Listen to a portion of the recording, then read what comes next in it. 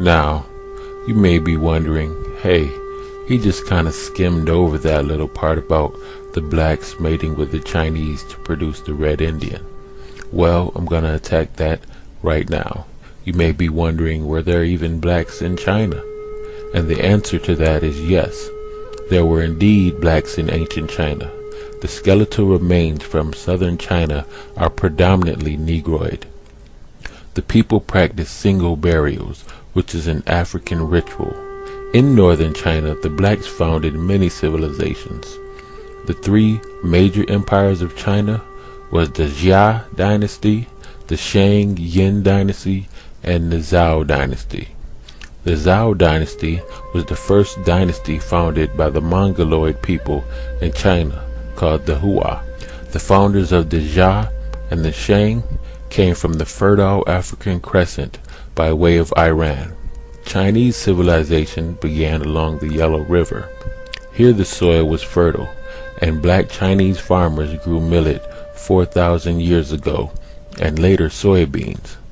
They also raised pig and cattle. By 3500 BC, the blacks in China were raising silkworms and making silk. The cultural hero Huang Di is a direct link of Africa. His name is pronounced in Old Chinese as Yuhai Handi or Hu Nak Kunte. He was supposed to have arrived in China from the west in 2282 BC and settled along the banks of the Low River in Shaanxi. This literal translation of Huang Yi to Hu Nak Kunte is interesting because Kunte is a common clan name among the Manding speakers. The Africans or blacks that founded the civilization in China were often called Li Min, meaning black-headed people, by the Zhao dynasty. This term has affinity to the Sumero-Akudan term Sa-ge-ga, black-headed people. These Li Men are associated with the Chinese cultural hero Yao. We know very little about the sounds of the ancient Chinese because ancient Chinese was very different from Old Chinese and Middle Chinese and the modern Chinese dialects. This results from the fact that the Chinese dynasties were founded by a diverse ethnic group. Jia and Shang Li, i.e. Black Shang, were founded by Dravidian and Manding speakers. Shang Yin was founded by classic Mongoloids, and the Zhao by contemporary Chinese. This explains the difference in pronunciation for ancient Chinese spoken by the Jia and Shang peoples and Old and Middle Chinese, or a variant thereof which is spoken by the Zhao people. The Shang characters compare favorably to the ancient Proto-Saharan script used by the Harappans in the Indus Valley, and the Manding script used in the ancient Sahara and Crete. Clyde Winters outlined the spread of the Proto-Saharan script to Harappa and throughout the Sahara African and Asian by the Dravidians and the Manding. Evidence of Chinese writing first appears around 2000 BC as pottery markings. The shell and bone characters represented writing. They were not pictures but wedges similar to African cuneiform. The Shang symbols compare favorably with ancient Manding symbols as well. Although there are different contemporary pronunciations for these symbols, they have the same meaning and shape. This suggests the genetic relationship between these scripts because we know that the present pronunciation of the Chinese symbol probably has little relationship to the ancient pronunciation of Chinese spoken in the Jia and Shang times when these characters were first used. This cognation of script supports the proposed Dravidian and Manding migration and settlement of China during the Jia times. The identification of the first hero of China, Hu Nak Kunte, as a member of the Kunte clan of the Manding speakers of Africa is supported by the close relationship between the Manding languages and the Chinese. Even though we do not know the ancient pronunciation of many Chinese signs, many Chinese and Manding words share analogy and suggest a Manding substratum for Chinese. I mentioned Black Shang, so I will further explain. There were two Shang empires. The first Shang dynasty was Shang Li, meaning Black Shang. It was ruled by Li Shang, or Black Shang. For the last 273 years of the Shang Empire, the capital was situated at Anyang. The Shang Empire based at Anyang was founded by the Yin nationality. We call this empire Shang Yin. Thus we have Shang Li Empire and the Shang Yin Empire.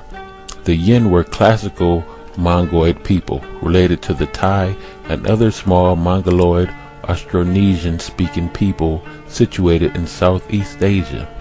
The use of the blackbird as the father of Zhai relates to the blackbird as a popular totem of black ethnic groups in China. This indicates that the founders of Shang were of mixed origin. The bird myth I just mentioned, which is centered on the east coast of China, suggests black origin for Shang, since this area was the heartland of ancient China. Both the ancient Chinese and Africans had similar naming practices. As in Africa, the Shang child had both a day name and a regular name.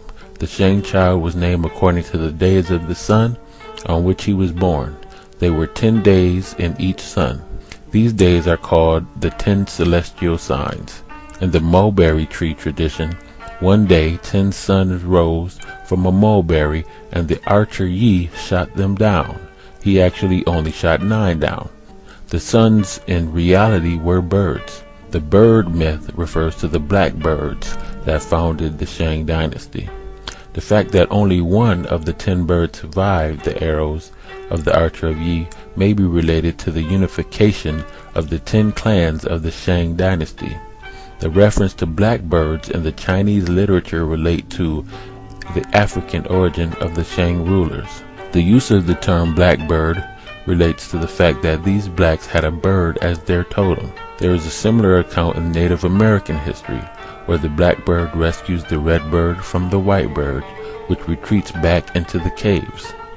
This analogy is a reference to the Negroid releasing the red Indian from the clutches of the European colonialism. We know that birds do not live in caves. The cave is a reference to the mountains of Europe, the Caucasus Mountains. And as far as blacks in Asia today, many Africans and Chinese mixed and moved far north into Tibet, where they become known as nomads and live a very similar life to the Africans in Kenya. The Dravidian speakers originally came from Nubia.